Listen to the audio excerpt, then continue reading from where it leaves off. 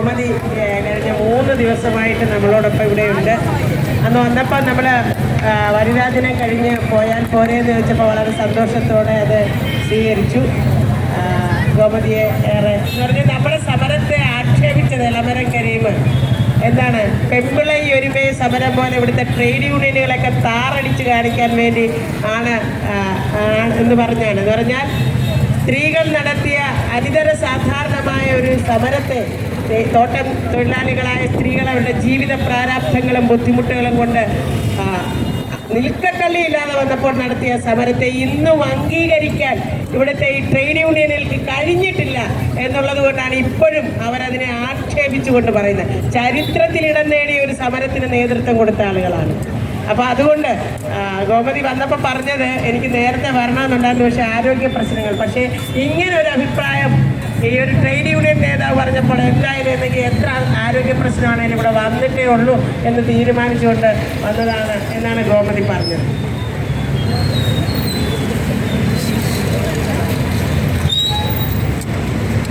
பிரியமானவர்களே, Kerala ASHA health workers association general secretary Bindu chechi அவர்களுக்கும், general coordinator ASHA சமரம் எஸ் மினி சேச்சி அவர்களுக்கும் மற்றும் இங்கே சமரவேதியில் அமர்ந்திருக்கும் என்னுடைய அன்பான சகோதர சகோதரிகளுக்கும் இந்த கோமதியின் மதிய வணக்கத்தை தெரிவித்துக் கொள்கிறேன். பிரியமானவர்களே, ரொம்ப சங்கடம் தான். இந்த மாதிரி ஒரு சமரத்தின் மூலமாக நான் அந்த உலகத்துக்கு அறிமுகப்படுத்தப்பட்டேன். கேரளத்துக்கு மட்டும் இல்லை, மூணாருக்கு மட்டும் இல்லை, இந்த உலகத்துக்கே அறிமுகப்படுத்தப்பட்டேன். எப்படி தெரியுமா அறிமுகப்படுத்தப்பட்டேன்? உங்களுக்கு தமிழ் தெரியுமோ தெரியாதோ எனக்கு தெரியாது. ஆனால் நான் தமிழ்நாட்டுக்காரி இல்லை, அதை மனசிலாக்கிக்கோங்க சரியா? நான் வந்து கேரளத்தில் பிறந்து வளர்ந்த தமிழச்சி. கேரள மலையாளிகள் மூலமாக அக்கான்னு அறியப்படுற கோமதி அக்கா தான் நான்.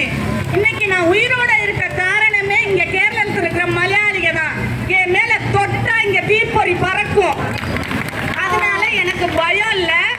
பயந்து ஓடி ஒளிஞ்ச காலம்லாம் இருந்துச்சு. போலீஸ பார்த்தா வீட்டுக்குள்ள ஓடி போய் கதை கிடைச்சிட்டு ஜன்னல் கர்டன்ஸை இழுத்து விட்டுட்டு ஒளிஞ்சு பார்க்குற காலம் இருந்துச்சு. அந்த காலம் மாறி போச்சு. எப்படி தெரியுமா மாறிச்சு? உங்களை மாதிரி சாதாரண அம்மா தான் நான், சாதாரண ஒருத்தருக்கு மனைவி தான் நான், ஒருத்தரோட மகன் நான், என்னோட தங்கச்சிகளுக்கு அக்கா நான். அப்படி போய்கிட்டு இருந்த என் வாழ்க்கைய இன்னைக்கு என்னுடைய சமுதாயம் எங்கெங்க கஷ்டப்படுதோ, எங்கெங்க பிரச்சனையில இருக்கோ அங்கெல்லாம் நான் பயணம் பண்ணிக்கிட்டு இருக்கேன், டிராவல் பண்ணிக்கிட்டு இருக்கேன். இப்ப கூட எனக்கு பாலக்காட்டுல வாளையார் பெண்கள் குட்டிகளுக்கு வேண்டி 9 நாள் நிராகாரம் கிடந்தேன். 9 நாள், 1-2 நாள் இல்ல, பச்சை வெள்ளம் மாத்திரம் குடிச்சிட்டு 9 நாள் நிராகாரம் கிடந்தேன். 2வது நாள் என்னை குளிக்க கூட்டிட்டு போகும்போது நௌஃபியான்ற பொண்ணு என்னை பைக்கில் கூட்டிட்டு போச்சு. போகும்போது ராத்திரி விடியவே இல்லை. என்னை ஒரு குழியில கொண்டு போய் இறக்கி விட்டுருச்சு. நான் கண்ணை விழிச்சு பார்க்கும்போது ஆஸ்பத்திரி பெட்டில் இருக்கேன், நிராகாரம் கிடந்த கோமதி. அப்போ அவங்க எல்லாம் சொல்றாங்க சமர சமிதி வேண்டாம், சமர நிறுத்திக்கோ கோமதி. நான் முழிச்சு பார்க்குறேன், பின்ன வாமிட்டும் തലകറക്കും എനിക്ക് കൂടി പോയി. അപ്പോൾ അവർ പറയുന്നുണ്ട് ഗോമതി സമരം നിർത്തിക്കോ, വേറെ ആളെ കിടത്താൻ നമുക്ക് എന്ന് പറയുന്നുണ്ട്.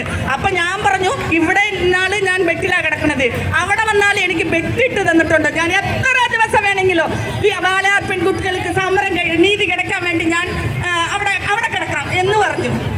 அப்படிதான் என்னோட 9 நாள் சமரம் போச்சு. அதே மாதிரி இன்னைக்கு நான் ஒற்றப்பட்ட ஒரு ஆளா நிக்கிறேன், தனி ஒரு ஆளா உங்க முன்னாடி. இவ்வளோ 10,000 தோட்டம் தொழிலாளிகள் என்ன கொண்டு வந்தாங்க, மீடியாக்கள் உயர்த்தி எங்கெங்கேயோ கொண்டு போனாங்க. நீ கோமதி இருக்கிற இடத்துல மீடியாவும் இருக்கும், போலீஸ் இருக்கும். நான் என்ன செய்ய போறேன், ஏது செய்ய போறேன்னு என்னுடைய அன்பு சகோதரி என்னுடைய போராட்டத்துக்கு வந்திருந்தாங்க. மேரி இந்த இருக்காங்க மேரி. இன்னைக்கு 10 வருஷம் கழிச்சு இந்த மேரியை நான் பார்க்குறேன். அந்த மேரி எங்க சமரத்துக்கு சப்போர்ட்டா வந்தப்போ போலீஸ்காரங்களை அவங்களை அரெஸ்ட் செஞ்சு உள்ள போட்டிருந்தாங்க. யாருன்னு கேட்டதுக்கு இவங்க சொல்லியிருக்காங்க எனக்கு கோமதியை தெரியும், எங்களுக்கு சப்போர்ட் பண்ண வந்திருக்காங்க. ஆனா சப்போர்ட் பண்ண வரும்போது யாராவது வந்தா இது தீவிரவாதி சங்கடனை, அவங்க சப்போர்ட் பண்ண வந்திருக்காங்க கோமதியோட சமரத்துக்குன்னு சொல்லுவாங்கன்னு சொல்லிட்டு இவங்களை எனக்கு தெரியாதுன்னு சொல்லிட்டு சொன்ன உடனே அவங்களை அரெஸ்ட் பண்ணி உள்ள வச்சிருந்தாங்க. இன்னைக்கு 10 வருஷம் கழிச்சு நான் மேரியை பார்க்குறேன், எனக்கு ரொம்ப சந்தோஷம். அதே மாதிரி சோனி மல்கார் நடிகை, அவங்களும் எங்க சமரத்தில் எங்க கூடயே இருந்தாங்க. 10 வருஷம் கழிச்சு இந்த ஆஷா ஒர்க்கரோட போராட்டத்தை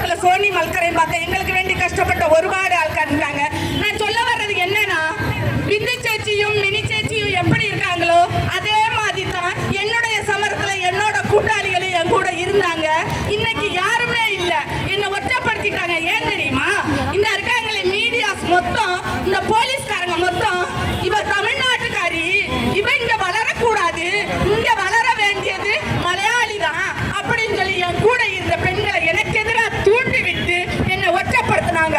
அப்ப எனக்கு அந்த தைரியம் அன்னைக்கு இல்ல, இவங்க என்னை ஒற்றப்படுத்தும் போது எனக்கு வந்துச்சு பாருங்க தைரியம். இன்னைக்கு அந்த தைரியத்தை இத்தனை பெண்கள்கிட்ட நான் பார்க்கிறேன். என்னுடைய அன்பு சகோதரிகளை, என்னோட ரத்தம் கொதிக்குது அதை பார்க்கும்போது.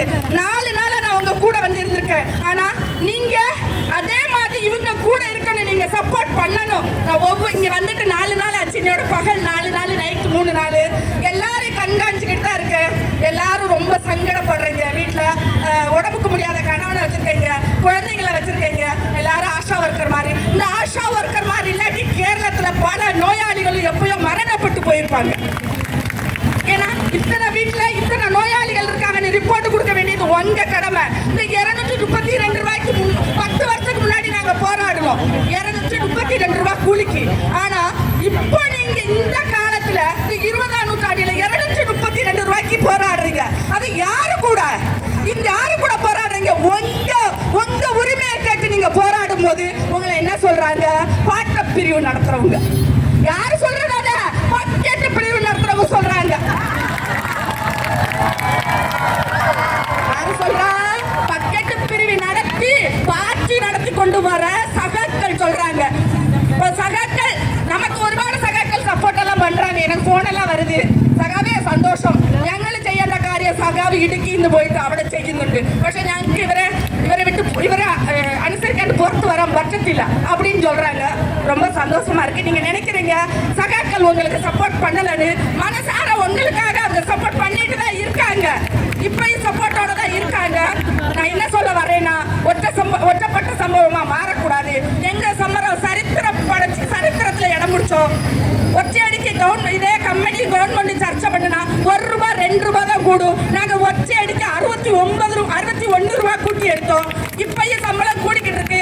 50 ரூபாய் 40 ரூபாய் தான் கூடிக்கிட்டு இருக்கு. இன்னைக்கு எங்க சமயம் விஜய் அடைச்ச சமரம் தான், சரித்திரம் அடைச்ச சமரம் தான். அதே மாதிரி இன்னைக்கு நீங்க சரித்திரத்தை தொட்டுக்கிட்டு இருக்கீங்க.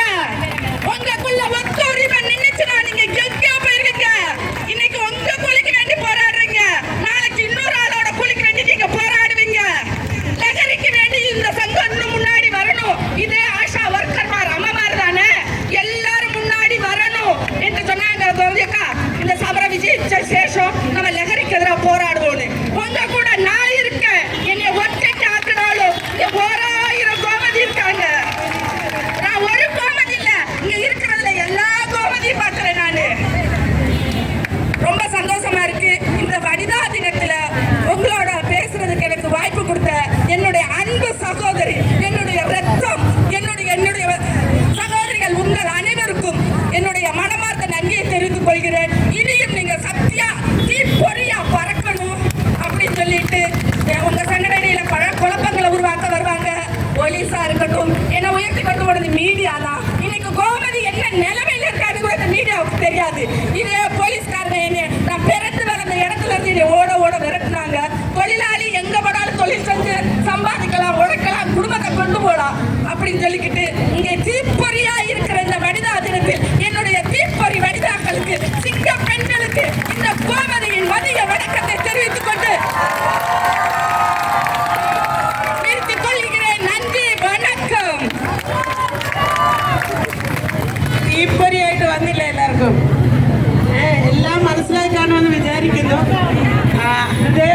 ഹൃദയത്തിൽ ഭാഷ மூணாவது எங்க சாப்பிட்றதுக்கு ஒரு 20 நாள் எங்க வந்திருக்கேன். எங்க ஹெல்த் இன்ஸ்பெக்டர் அங்கே வந்த நாளில் இங்கே பேசி கேட்கறதுக்கு தான் இங்கே வந்துட்டே വെയിൽ പേരുണ്ട്. Thank you. സംഘടനയെ എങ്ങനെയാണ് ആസൂത്രിതമായി തകർത്തതെന്നും അതിന് നേതൃത്വം കൊടുത്ത ഒരാളെ എങ്ങനെയാണ് ഒറ്റപ്പെടുത്തിയതെന്നും ആണ് ഗോമതി ഇവിടെ സൂചിപ്പിച്ചത്. എങ്കിലും ഒറ്റപ്പെട്ടെങ്കിലും എവിടെയും ഇതുപോലെയുള്ള പോരാട്ടങ്ങൾക്ക് മുന്നിൽ